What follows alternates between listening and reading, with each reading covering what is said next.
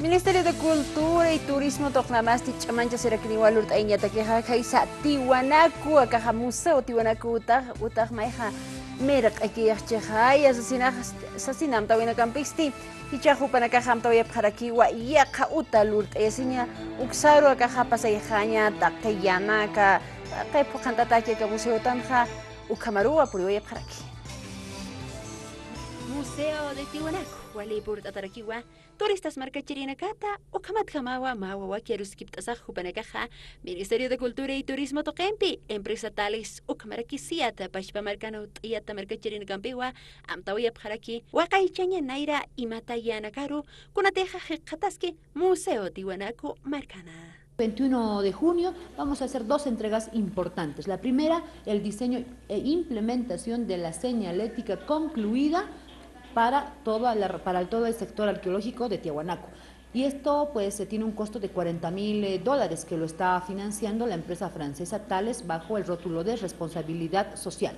Lo segundo tiene que ver con la iluminación de este sitio arqueológico y esto tiene un costo de por lo menos $31.300.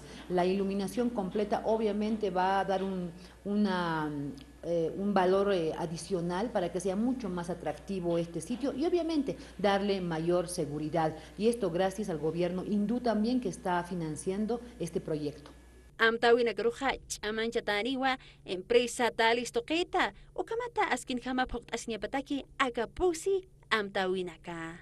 Bueno, la planificación del diseño de un nuevo proyecto y yendo pues a pasos acelerados y con la experiencia que tienen los franceses en este diseño, en diseños de museos, hasta diciembre nos hemos dado plazo. Puede extenderse un poco, pero realmente queremos trabajar disciplinadamente para que ya hasta fin de año del 2017 tengamos un nuevo diseño del Museo de Tiwanaku. Patunka maya uruna kasaraqtaru junio paxita kunateja machaq marakeja ukuru loqtasi wayrakanni lusa kananaka uchtata ukamaraki akaq señalético kunakasa uchtata kun jamás mantasma museo taroja taqeu kanakawa sasawa ministra de Cultura sirpereja qanaist awyaraki